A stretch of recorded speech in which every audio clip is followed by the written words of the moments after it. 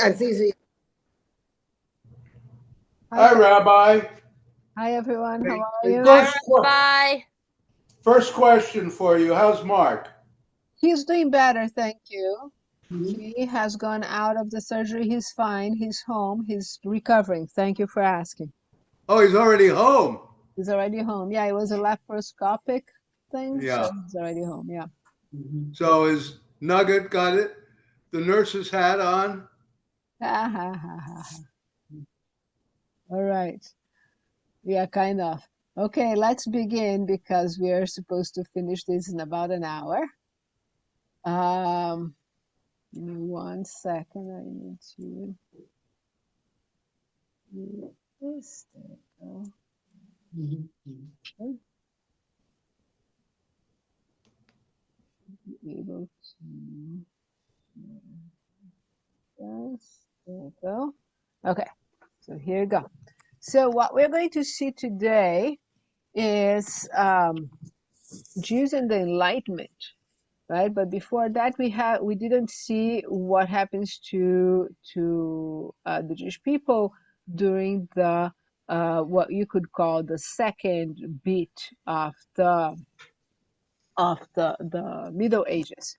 So um, so we are right here on right expulsions, enlightenment, and is it good for the Jews? So just a reminder, this is where we finished last class, right? I just made this a little bit more clear, right? This is all the dates, and we finished our conversation last time on 492 and 497 with the expulsions from Portugal and Spain, right? From Portugal, the Jews are going to go to what is called the New World, right? And from Spain, they go to the Maghreb, uh, which is the north of Africa. Now, all those red places here are places where the Jews eventually settle in in Europe. Places that we're going to see at least tolerate the Jews. Some places, and we're going to see Poland. Poland is going to actively try to get Jews living there, right? Um, and I want you to know that the word ghetto is coined from a word in Italian, right? The Venice ghetto was established in 1516, right?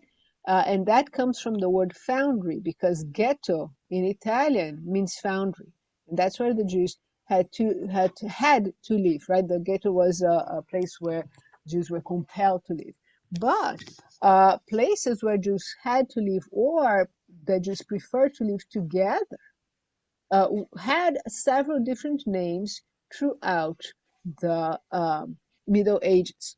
So in places like in the Muslim countries, right? You had the Al-Jama, right? You are going to see there's also in India, for instance, the Jewtown, Jewry, Juverie in French, Judengasse, Judenhof, Judendorf, Judenstrasse, Josefov, Juderia, and Malay Yahudi, right? And that is an important piece for us to understand that, right? Even though we have the name ghetto coined in 1516, that reality of Jews living together because Jewish religion needs togetherness. Part of being a Jew is being part of a people, and that is part of how that works. Now, if you look here, I collected a few photographs of things that are some still standing today, some not. Right? For instance, in India, in Kochi, you have the Jewtown entrance. You can see it there. That is still in the city of Avignon in France. You still have the Juverie, right? Here you have two places, one in Yemen. You can see it's a cemetery, and you can see that the gate here, right, has the Jewish star. And this is the Jewish cemetery in Fez, in the Mela. So notice that Mala and Mela sound the same. And here is the bridge of the Ponte Vecchio ghetto, right, which was locked at night. So all those things are important for us to see. Now, in terms of Jewish, right, in terms of the internal Jewish thing, Jews are doing their own thing. It's not, we're not simply being buffeted by external forces. We're creating things inside. In the Middle Ages, Kabbalah becomes something really important. And so it's important for us to know that in Kabbalah, we had already in the Tanakh, already in the Jewish Bible, you have tendencies that are very mystical, right? And throughout the Tannaitic time, so first to second century, you already have a very strong group of rabbis. Rabbi Akiva is one of them, right? Who are going to be connected towards with Kabbalah. So you have, right, Rabbi Akiva and the three sages entering the Pardes. This is a foundational text, right? This is found in Tosefta, which is 200 CE. That's when that's compiled. But of course, Rabbi Akiva dies in the Bar Kokhba revolt, right? So Sefer Yetzirah, right? Between third and sixth centuries, right? It's another very important book called Book of Creation. Very interesting. The authorship is unknown. The date is disputed between second century BC and second century CE. Maybe it's third century, maybe it's sixth century. It doesn't, right? It's very hard to pinpoint that kind of thing because you have to remember, right? People who were writing, they're not signing their names, right? That is not how the ancients understood authorship. Now, for our purposes, 12th and 13th century, Kabbalah emerges as an incredible, strong force within France and Spain. There are people who connect that with the expulsions, right? Now, the Sefer HaBahir is first mentioned in the 12th century, so people say that's probably there, right? And it's also an early key text, right? Very, very, very important. You can see here Tzfat, right? Safed. You can go to there. Those are the pictures you have here are modern day pictures.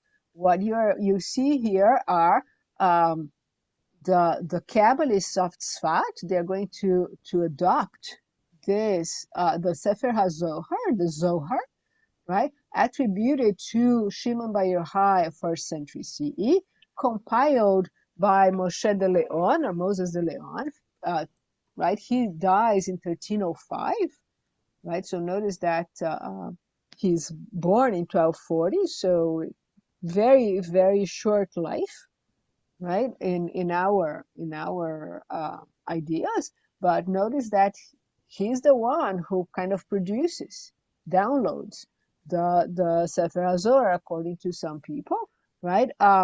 The expulsion of Jews from Spain creates this very intense and vital community of Kabbalists in Tzfat, right? In the 5th century, you have Moshe Cordovero, right? Shlomo Alkabetz and Yosef Karo. For those who sing Lechadodi, right? On Kabbalat Shabbat, Lechadodi was written by Shlomo Alkabetz, right?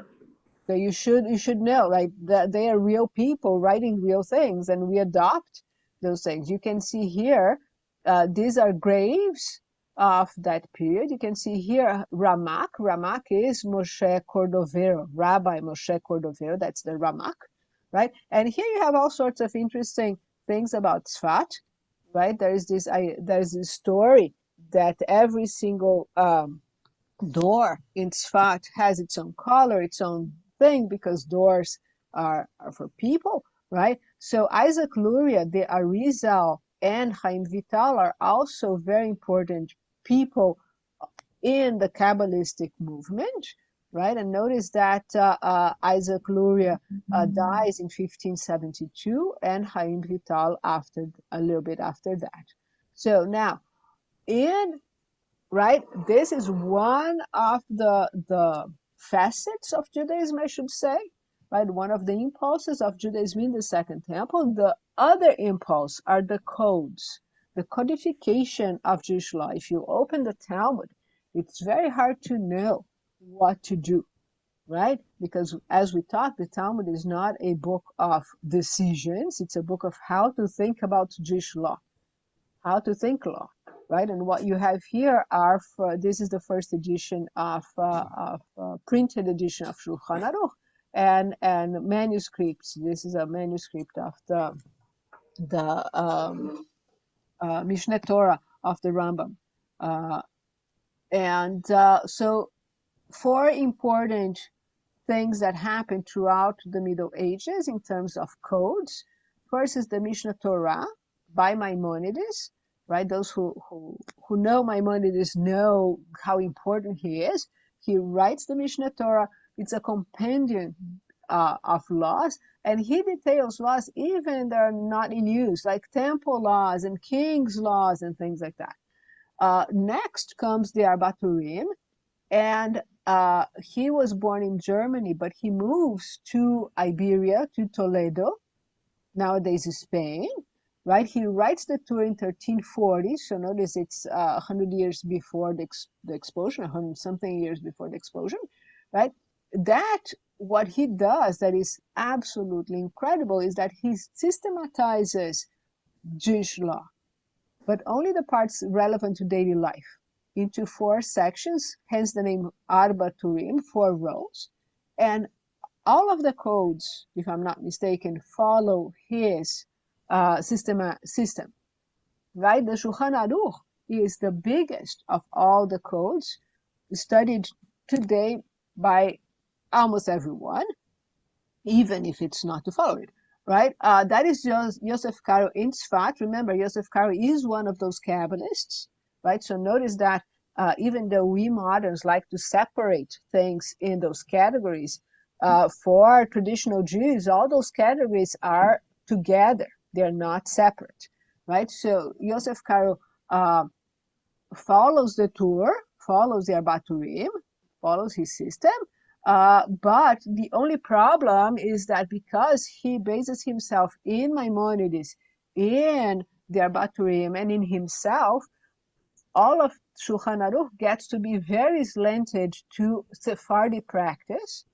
right? And then, of course, comes one of the great names in Ashkenaz, which is Moshe Isserles. He's also called the Rema or the Rama, depends on who you're talking to, right? He creates something called the tablecloth, which are, right, it's his own work, but that ends up to being glosses, additions to the Shulchan Aruch.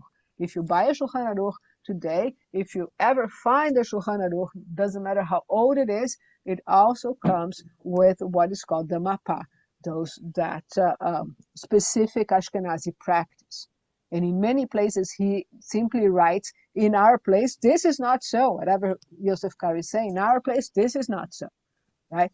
So that is an important piece for us to know, that is how the Jews are creating internal, right? The internal creativity of the Jewish people is going on throughout the Middle Ages as well. Now, going back to those 4 external forces, they're going to be shaping, right, Judaism as well, right? Probably the most important thing of the Middle Ages is what is called the Statute of Kalisz, right? It's issued by this Duke of Greater Poland. He's called Boleslav the Pious. And he, in 36 paragraphs, grants incredible protections to the Jews. Now, notice how early this is in the arc of the story. It's 1264. And that is why, right, when you go back to our map, Poland gets to be so important. Right? We have to understand, though, that in 1264, what we call Poland is really a bunch of kingdoms, right? But because Boleslav the Pious grants that even after the unification of Poland, that the statute was ratified by the Polish kings that come after, right? So Casimir the Great, Casimir the Fourth, and Sigismund the First, right, 1334, 1453, and 1539 they're going to accept that. What you see here on the side, for those who like Arthur Szyk, right? Arthur Szyk, one of the things that he does is that he illustrates the entire statute, because there are people saying, oh, this never happened, right, as usual, already, right? Now, what is important for us to know is that Jews had been settling in Poland since the very early Middle Ages, right? Well, how do we know that? Because Ibrahim ibn Yaqub, you see the name, right? Comes from Tortosa, comes from Spain in the times that the Muslims are in that area, hence his name, Ibrahim ibn Yaqub, right? We would say Abraham ben Yaakov, but he is using the name in Arabic. right? So he writes he decides, I don't know, he's one of those people who can never stop in one place for too long, right? And he takes an enormous, great, fantastic travels. And he is the first one to mention, oh, I found these Jews, these people living in Poland, right? So already you see that they're there. Now, what happens is Boleslav the Pious, right, wants to strengthen his own position in the region, wants to strengthen his own kingdom. And he thinks, well, nothing better than getting Jews who bring money, who bring loyalty, who will stabilize my political position, right? So it's important for us to understand that he doesn't do that just because he likes the Jews, but we're going to see here you have a few of the things that he says. One of the very, very, very important things is that, right, Jews can always buy and sell anything, right, which is a very important piece of this statute, right? Jews have the right to do what we would call today, sorry guys, the right to due process, right? You cannot, as a Christian, bring the Jew to an ecclesiastic court whatsoever, right? Notice what he's doing. He's saying the church has no power over the Jews, right? If a Christian has a problem, he has to bring the Jew to what we would call in our terms secular court, right? The person who is going to take care is the palatine, which is the overseer of the locale, plus the governor, and sometimes the king gets mixed into that too, right? Notice that Jews cannot be found guilty just because one Christian says that. Important piece, right? You cannot do that, right? Right? And the Jew can, if you have only one Christian against one Jew, the Jew takes an oath and is free from the accusation. Important protections, right? Forced baptism of the Jews is forbidden, he says, right? A Christian that destroys a Jewish cemetery, a Jewish synagogue, they pay, right? Right? No Christians, notice what he writes. No Christian can accuse a Jew of blood libel. Very important. Notice what he writes. No Jew in our dominion shall be accused that they make use of human blood, because according to the precept of their laws, Jews in their entirety absolutely refrain from blood. Notice what, right? He has some knowledge of Judaism. He also says no Jew can be forced to financially engage on their holidays. I want us to know that, right, for Jews suffering persecution anywhere, right? This sounds like a dream. Yeah, how long did it last? It lasts for quite some time. It lasts in the law, right? That doesn't mean, Phyllis, and I think that's an important piece, right? That doesn't mean that anti-Semitism doesn't exist, right? It means that the laws protect the Jews, right? And that lasts until 1700s, right?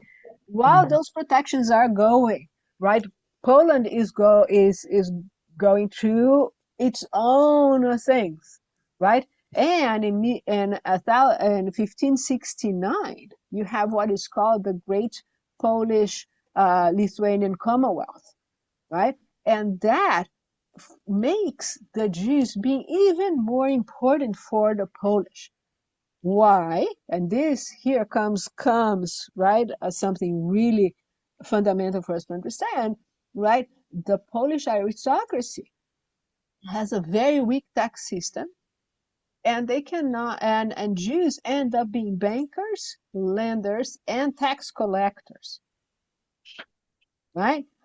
This is complicated, particularly when Poland begins expanding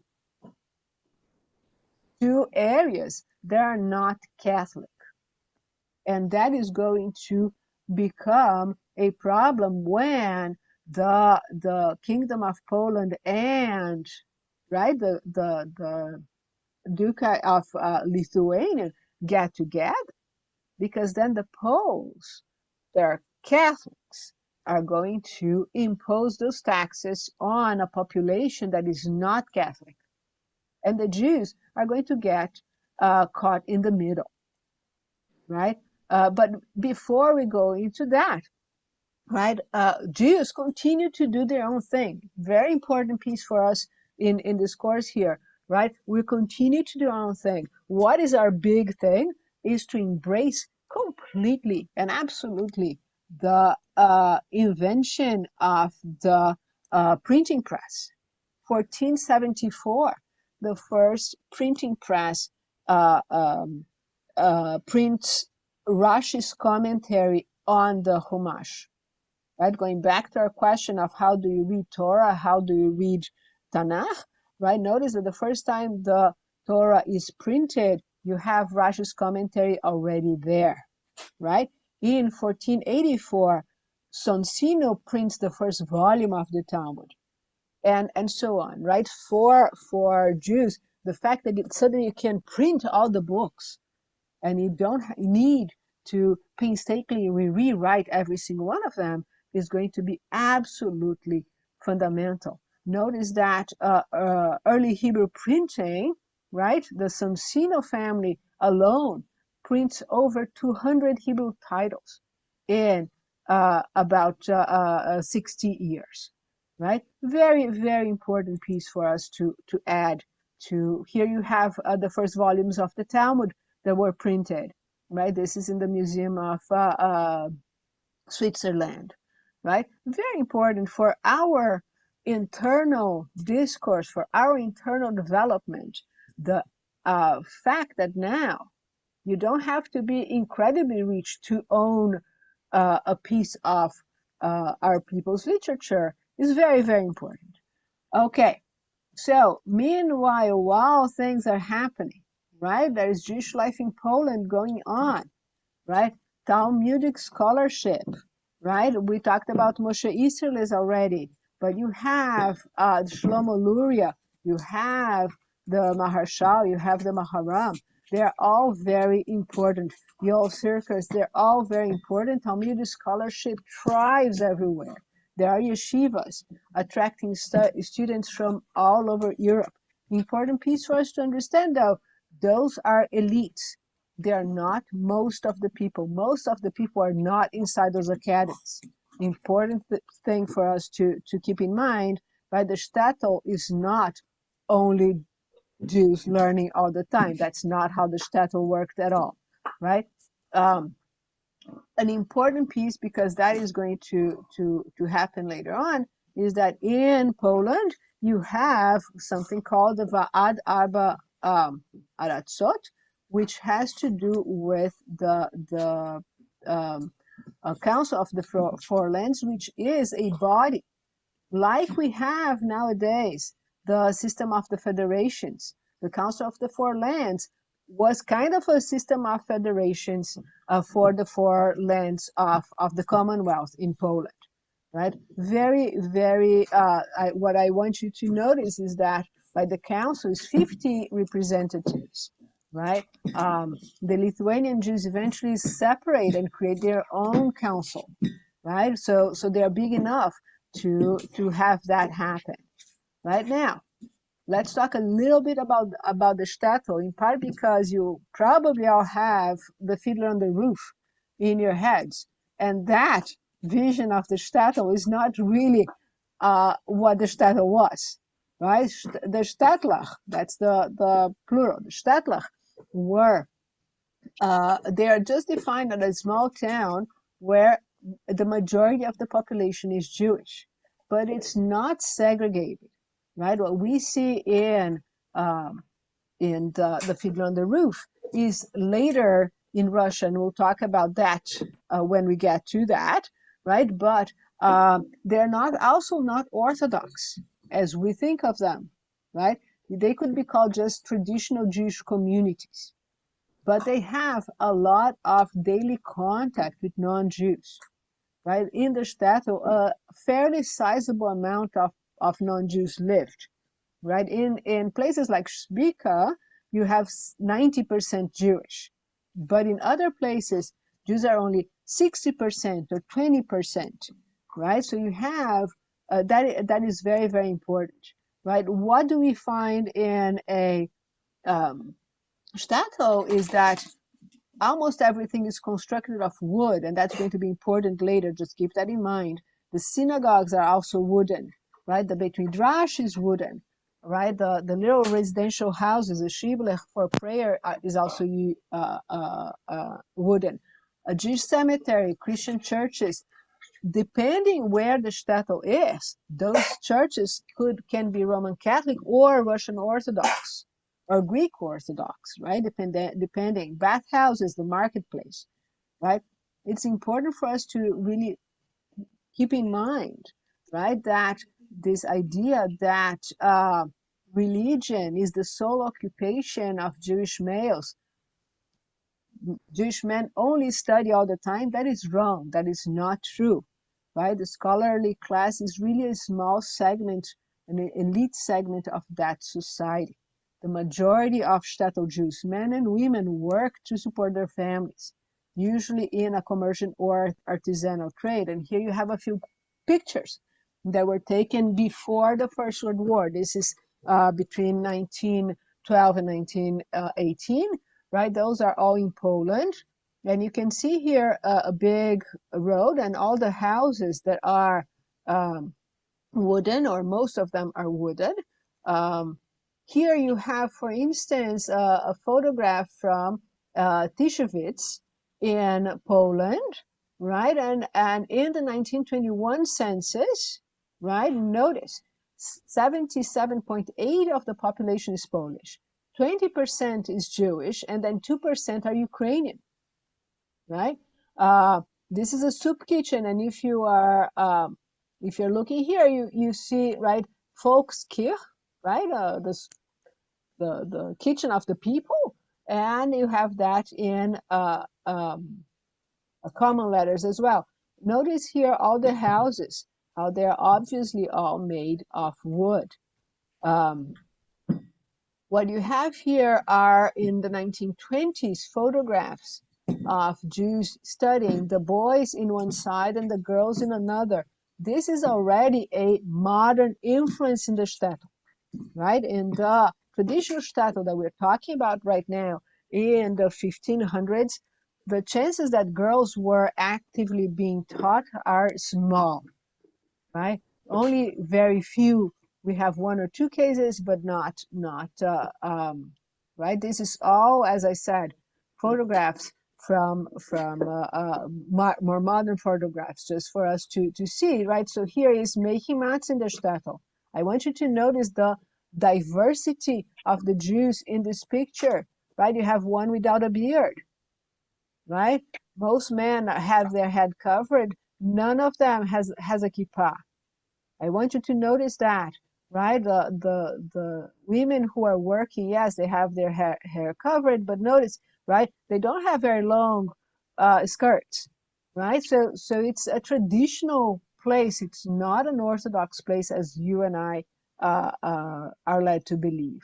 And this is another Beit Midrash. Notice when we talk about the Beit Midrash, notice that you don't have chairs.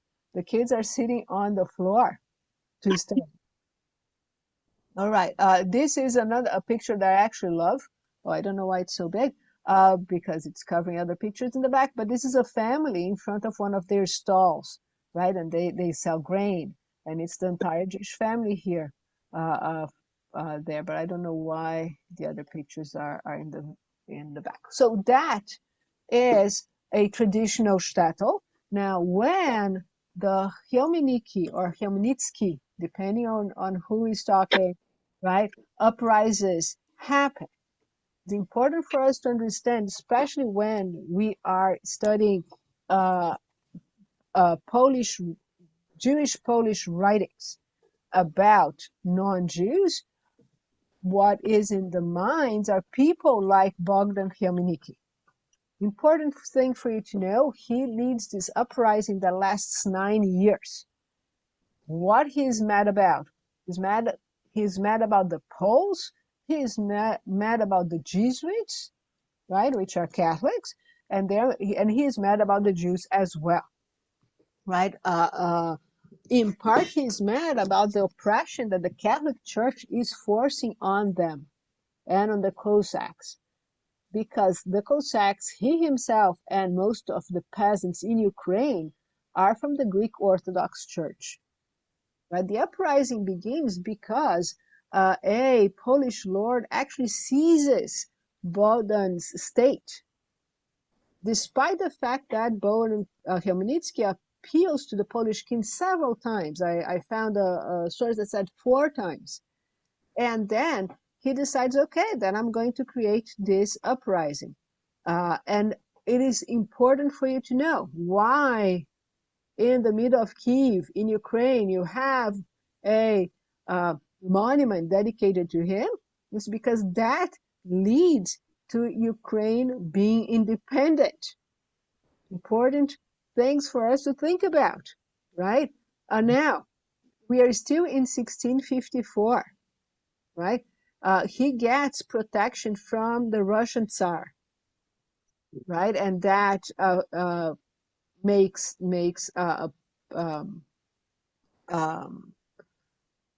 Ukraine independent. Now, what I want you to notice is that game between Ukraine and Russia is older than we tend to think, right? We think that they're fighting now, but no, they're fighting with history behind them as well, right? And we'll see probably that a little bit more in the future as well. So what does he do? He simply kills everything in front of him, especially for the Jews. This is terrible. In one city alone, in the Mirov alone, 6,000 Jews are killed. Several hundred others are drowned. Similar things happen in 300 other communities, right? The savagery is described in a book, right? There's a guy who actually survives this whole thing. He's called Nathan Hanover, right? And he writes a book called Yeven Metsula, which means abyss of despair. And it's a short book, actually. It's 120, 150 pages, but it's very difficult to read because he's describing things like what you're seeing here in this picture, right? They simply get those swords and they're just hacking people left and right. Hanover himself is a wanderer. He ends up being what we would call displaced person, a migrant, because he's fleeing this whole crazy thing, right? He also comments to the fact that the Polish nobles cannot get the act together. There's infighting among the Polish nobility, and of course, for Chmielnicki, that's better, right? Hanover also emphasizes that the peasants are suffering terrible in the hands of the Polish nobles, and he says even the lowliest among the Jews are the peasants' overlords. So you can understand this tension.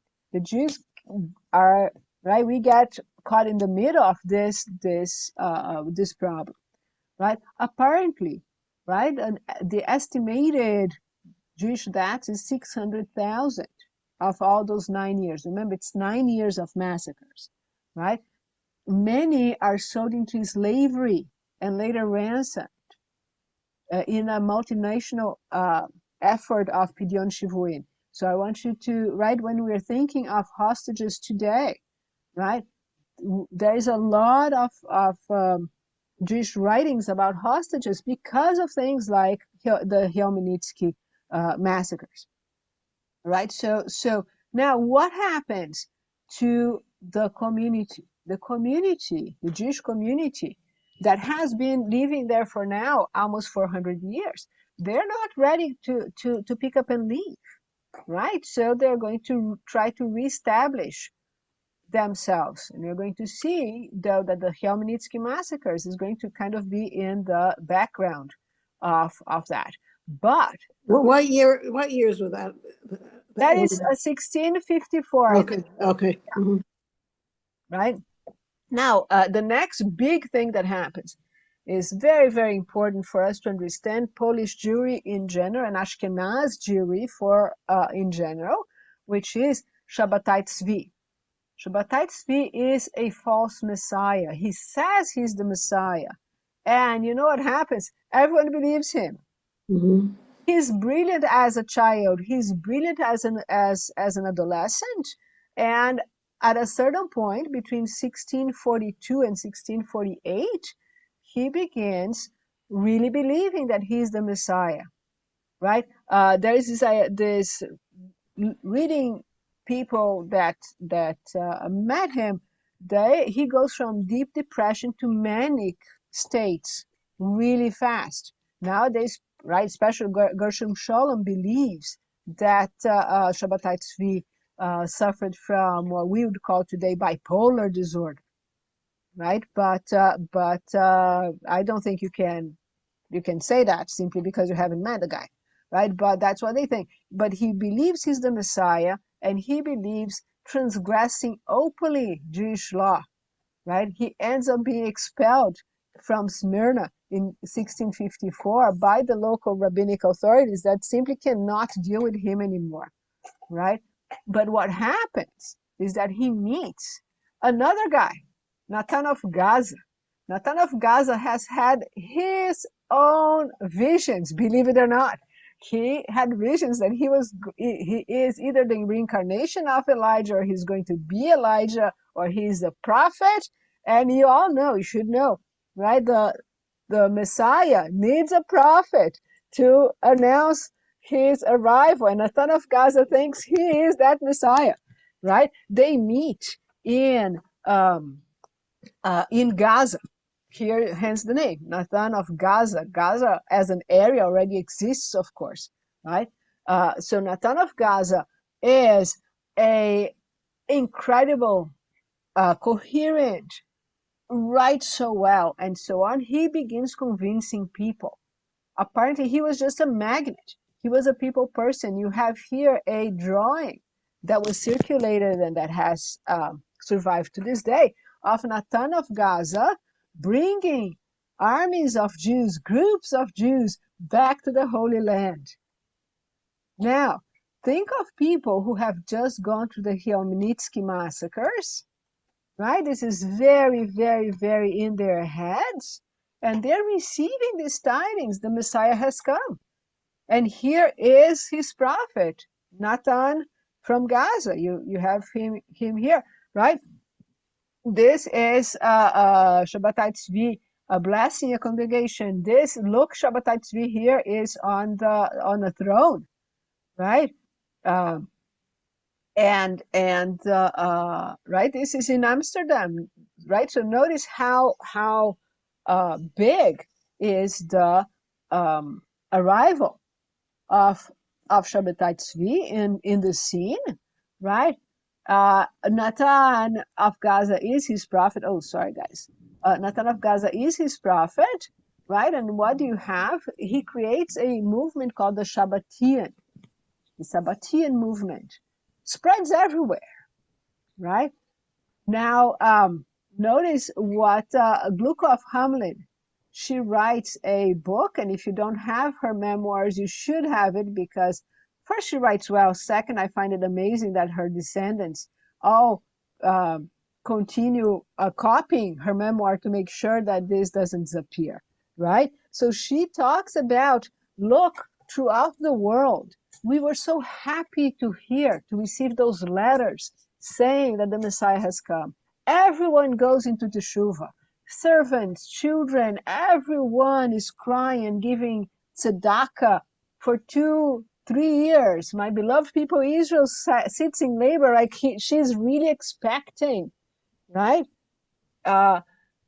It is important for you to know that I believe that her father-in-law sells everything he has, puts everything in a boat, and sits at the dock just waiting to be called to go to Jerusalem. Important thing for you to have in mind. Like, people are taking this incredibly serious, right? What happens is that Shabbatai Tzvi does go to Constantinople, but he's imprisoned by the Sultan, and the Sultan says, yes, you want to be the Messiah? You want to be alive or dead? If you're going to be alive, convert to Islam, which Shabbatai Tzvi promptly does. He converts to Islam. He is always wearing a turban from then on. So you can imagine the break, the heartbreak, the despair of the people who had followed Shabbatai Tzvi. 300 families had gone with him to Constantinople. They all convert to Islam, and they are known as a sect inside Islam called the Donme. To this day, they exist. You can find them online. If you look for the Donme, you can find them online. To this day, they exist. Nathan of Gaza apparently does not convert, but he spends the rest of his life still proclaiming Shabbatai Tzvi as the Messiah.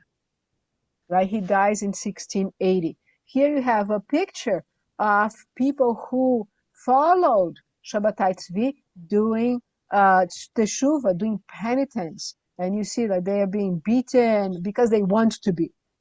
Let me be very clear here. They want to be. Those are physical penances to clean themselves from avodah zarah, from idolatry, right? Which was, after following Shabbatai Tzvi, what people understood this to be. So those things are important for us to have in mind. In the middle of that, between the Khmelnytsky massacres and Shabbatai Tzvi, comes another figure, incredible figure, the Baal Shem Tov, Israel ben Eliezer. He comes in this picture. He is born at some time between 1690 and 1700s. Right? He dies or passed on in 1760, that we know, in Medjugorje. That's the name of the town. Right? Between those two dates lies a complete renewal of Judaism of that time, particularly among Ashkenaz Jews. Right? He becomes such a legend that researchers actually doubt his existence until someone found tax records from Medjugorje in Krakow. Right? They contain references to a Kabbalist, to a Baal Shem Tov that is a doctor who lives in the house owned by the Jewish community, and he was exempt from paying taxes. So I want you to notice, right, when we talk about the shtetl, when we talk about the connections between Jews and non-Jews, here is a Baal Shem Tov who is so good and so well known that he gets to have his taxes exempt from the Polish government. Right? So notice that there is a lot of interaction between Jews and non-Jews in the shtetl. Here, someone in 1914 was able to take a picture of where the Baal Shem Tov used to pray. Right? This is his shul in Medjugorje. Of course, they didn't survive the First World War. So now. It is very important that several other names of his circle appear in that same ledger of the Polish taxes, right? Because he creates, what you have here is a tree, it's called the tree of life of the Baal Shem Tov. The Baal Shem Tov is right here. Here are his followers, right? The movement grows so incredible, gets to be so popular that by the even today, after the First World War, after the Holocaust, you still have today around 82 different Hasidic dynasties. You are probably familiar with just one of them, which is Chabad. Chabad is one among those 82. Wow. You have lots of big ones that are known, like Satmar, like Chabad, like Ger, and many smaller ones that I'm sure you have never heard of, such as Alexander, right? That is what did the Baal Shem Tov teach that was so important and that affects Jews today, right? His approach is based on emotions, right? Not on the intellect. You worship God through the material that is called avodah begashmiut, through the physical world. Your kavanah when saying the prayers is central. It doesn't matter if you're saying them correctly or not, right? If your Hebrew is perfect or not, but your kavanah, your intention when you're saying that is what matters. Prayer, Torah study, and other mitzvot are ways of achieving devotion to God, clinging, devekut, intense, ecstatic, mystical connection, right? Connection to God is independent of financial standing, physical or intellectual abilities. Very, very important for poor people with learning challenges. Very important. You all know the story probably of the kid that played the flute on Yom Kippur, right? Or that said the Aleph Bet because he couldn't pray, right? All those stories are stories of the Baal Shem Tov, and they're all telling us the same thing. You can get to connect with God. You can open the gates of prayer by your devotion, by your intention, by your kavanah. Right now, the ideal of a person is to be a revelation, a manifestation of God's presence yourself, right? And a person is the conduit of God, of energies from God to the world. All those things are important for you to understand how potent what he teaches is, right? And how and why to this day you have 82 different dynasties based on those ideas. A very, very important thing. Now, we're going to move now to enlightenment. While all that is happening in this area that is in red here, right? France and Germany are going through their own thing, and the Jews that are there are going to go through their own thing, right? All the anti-Semitic ideas we saw last class are the background for the European treatment of the Jews, European meaning, right, outside of Poland, until the Enlightenment. The Enlightenment is the age of reason. Probably heard of this before. I'm not going to go deep into Enlightenment. I imagine you know some of it. I think, therefore, I am, right? Where did that happen? Primarily in France and then in Germany, right? The Enlightenment has the scientific method as major tolerance, the idea of progress, right? Everyone who talks about being a progressive person today is basing themselves in the ideas of enlightenment, the idea of individualism. You're your individual and not a member of a group. That is enlightenment. Liberty, right? The constitutional government, separation of church and state, skepticism, deism, meaning there is a God, but that's all about we can know, right? No religion is better than the other. Equality, right? All those ideas are ideas of the Enlightenment. Every single revolution of the period, American Revolution, French Revolution, Haitian Revolution, Industrial Revolution, Latin wars, American wars of independence, they're all indebted to the Enlightenment. So it's an important piece for us to understand what happens to the Jews in the Enlightenment. There you go. Right? It's right. So enlightened thinkers already, right? This is the first one, which is a guy in Ireland, John Toland, who begins saying that the fact that Jews can only do petty trade and money lending is notice what he's saying, is entirely the fault of the surrounding society, which for long has imposed stifling and intolerant restrictions and disabilities on the Jews, right? The narrow, cramped, disfigured character of 18th century Jewish society in Europe is ultimately the responsibility of Christianity and Christian clergy. He writes all that in this little pamphlet, Reasons for Naturalizing the Jews in Great Britain and Ireland. Right? So he really wants equality, but he's not going to be the only one saying that. Here are what I call the three basic French influencers of the time. So if you are in YouTube, you know I'm talking about. Otherwise, don't matter. They're the big thinkers, right? Montesquieu, Rousseau, and Voltaire are the big guys, right? The Montesquieu is going to be our first guy. He writes The Spirit of the Laws, and every single quote I'm going to show from you comes from there, right? So what is he going to say? He's going to say things that we are going to like a lot, like the accusation of Jews having poisoned the waters with their lepers is so absurd that it's evidently founded in public hatred. We're going to like him, right? Burning people due to their beliefs is a sign of weakness. We're going to like that.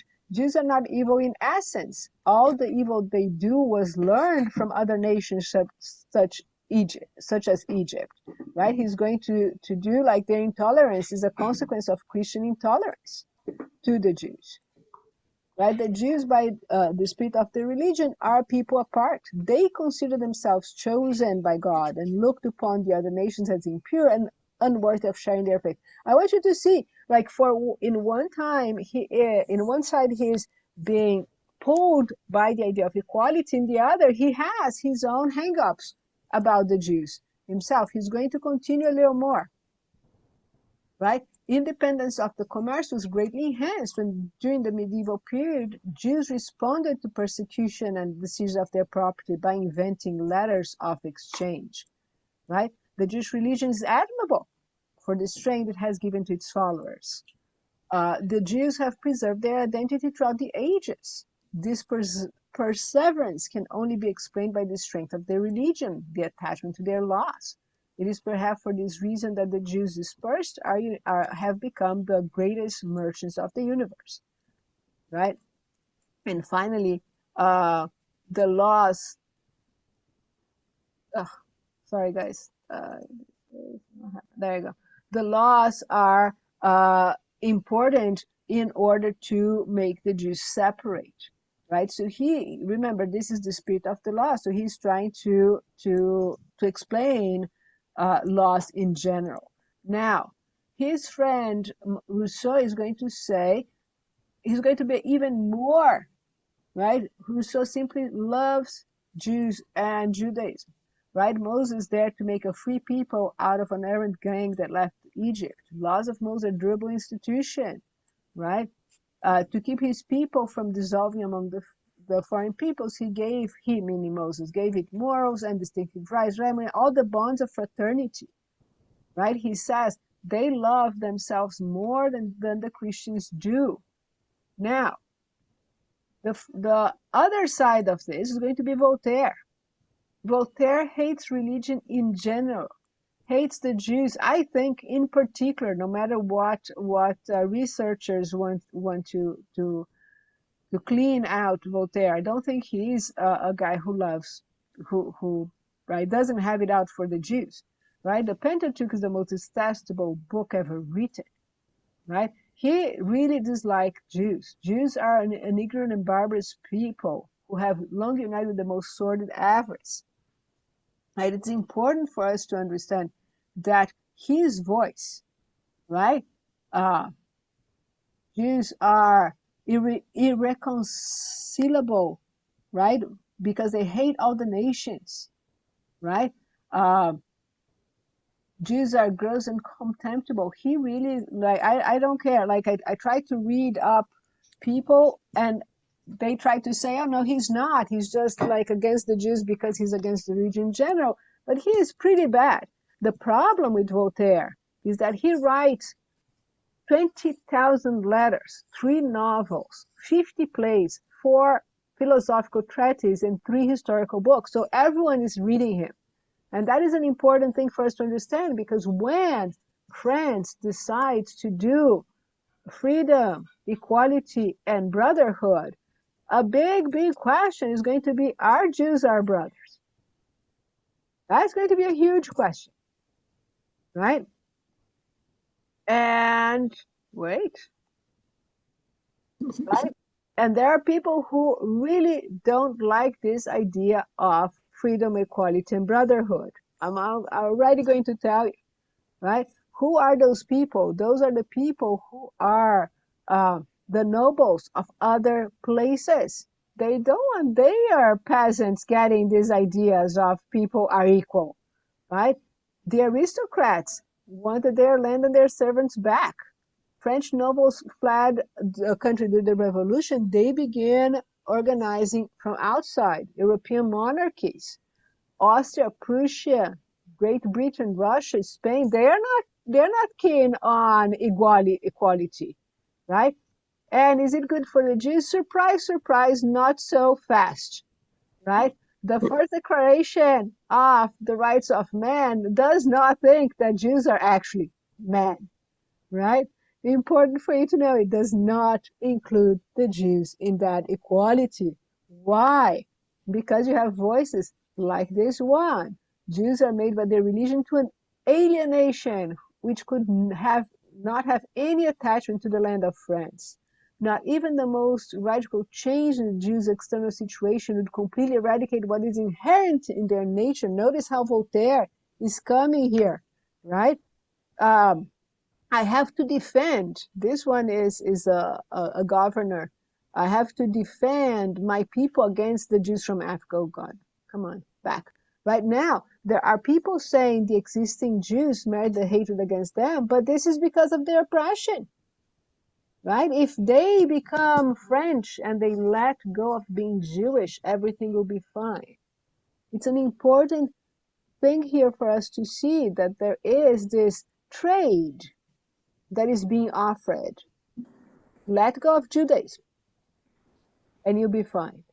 Right? The Jews should be denied everything as a nation, but granted everything as individuals. So as long as you're not too Jewish, however that looks like, That's true. Different now, people looks different to many different people. exactly, right? But it's a trade that Jews are going to do with what we are going to begin calling modernity, right? So we're going to skip this just because it is actually, this guy goes so around that it was giving me a headache, but he's definitely an anti-Semite, right? So an important piece though is that finally, the in the National Constitutional Assembly grant Jews full citizenship in 1791. Right? That's an important piece for us to know. Is still, notice, it's full citizenship, but you cannot use Hebrew according to that Constitutional Assembly. You cannot eat kosher food. Right? You cannot do kosher slaughter. I have no idea what they did about circumcision, if anything. I couldn't find anything. But 4 years later, right, who is going to, and the synagogues are closed, right? 4 years later, they open again, right? But Jews who are living a obvious Jewish life or a clear Jewish life or Jewish life that says I can't work on Shabbat or I have to eat kosher food, those are barely tolerated. It's important for us to understand how this equality is being seen, because that is not requested of the Catholics. That is not requested of any other group. But it is requested of the Jews, and it is requested of Muslims as well, living in France back then. But enter Napoleon. And Napoleon is going to really like the Jews, right? Before he takes over his government, he actually wants to ameliorate the standing of the Jews. He sees that depending on the region in France, Jews had to submit to certain laws against being Jewish. And in some places, it's a terrible place, and in some places it's a little more liberal, right? So look what he writes himself, right?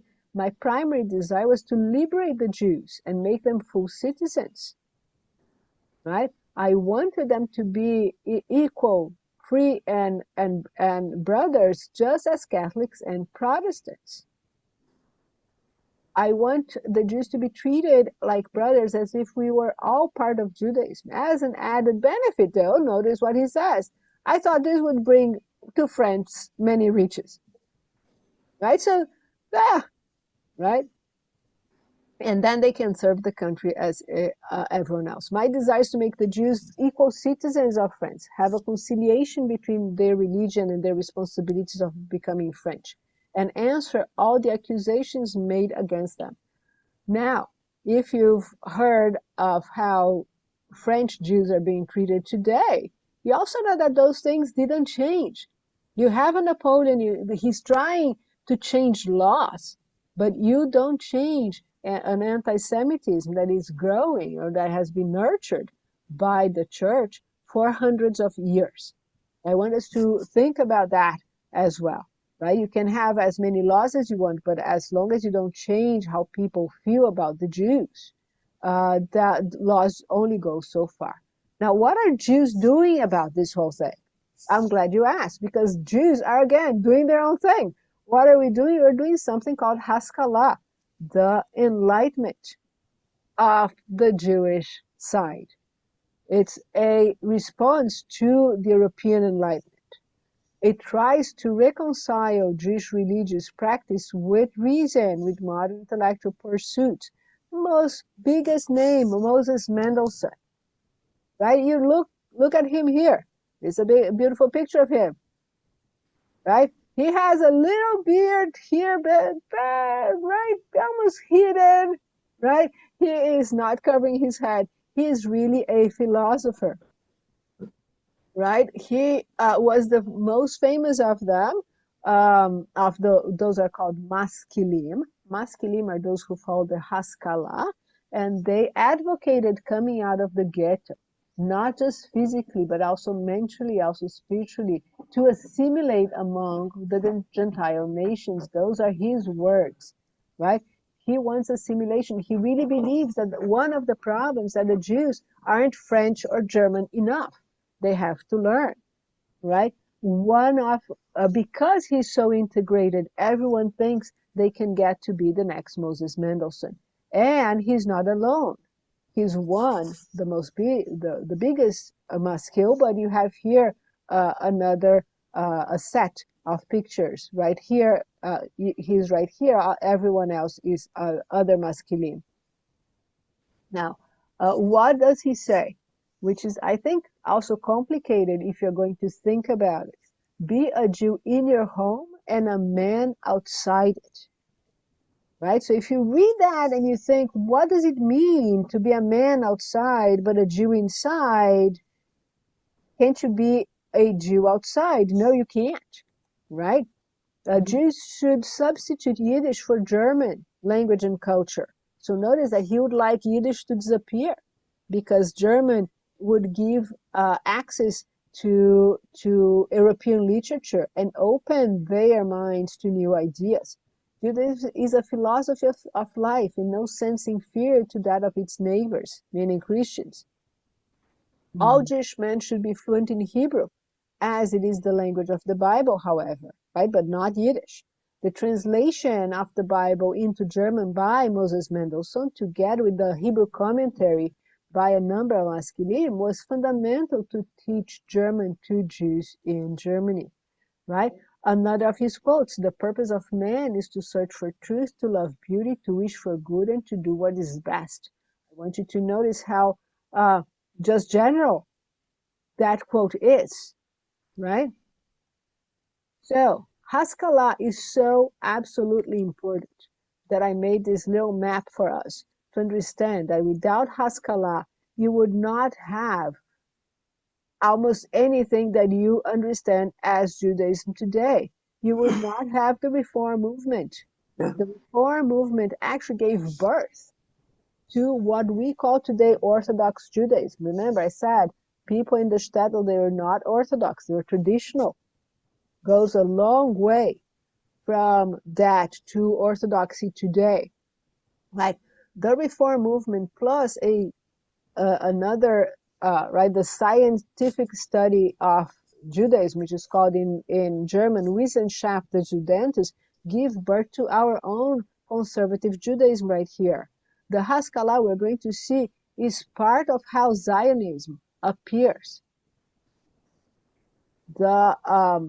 The Haskalah is also eventually going to give birth to something here in America called humanistic Judaism. I don't know any other place that has humanistic Judaism but in America, right? I believe they're in Boston and Chicago, right? Because the Haskalah gave birth to Orthodox Judaism, nowadays you can have ultra-Orthodox, modern Orthodox, and black hat, right?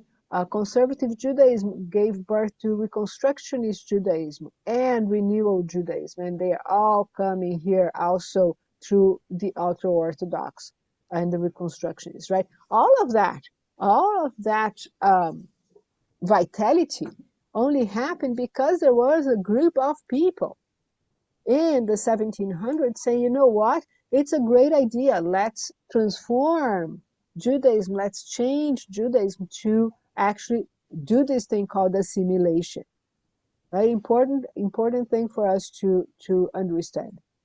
So we're finishing almost for today because everyone is living this dream until comes something called the Dreyfus Affair, which we are going to see more deeply next time, right? And here is how the Dreyfus Affair changes things or exposes things in 1800s, at the end of 1800s, in 1898. You can see by this little drawing here, this caricature of Karandash, right? These are people who are saying, we are all having a nice family dinner here. Above all, let us not discuss the Dreyfus Affair. And of course, in the bottom one is what happened once they discussed it, right? And you see everyone is fighting because that's what the Dreyfus Affair did. So just for you to remember that Dreyfus Affair was the central person of this was Alfred Dreyfus, right? This was judicial conspiracy. That was a major political crisis during what is called the Third French Republic, right?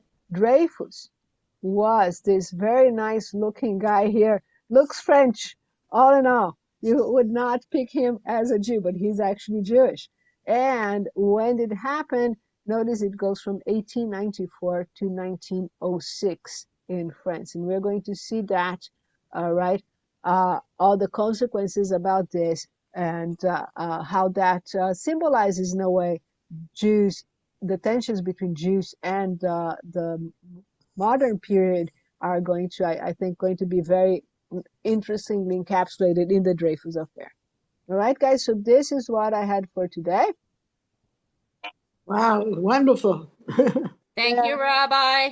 Thank you you. so much. It gives you a general vision. We'll talk about the Dreyfus Affair next class. All right? Okay. Thank you very much. Best Thank you. to Mark. Everybody.